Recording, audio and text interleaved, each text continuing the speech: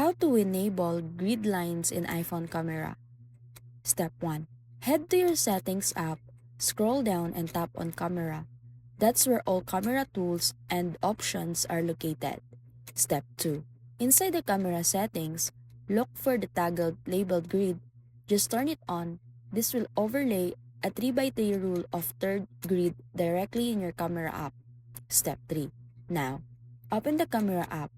You'll notice faint white lines across your screen. Those are your grid lines helping you line up subjects, balance your shoot, and follow proof photography rules.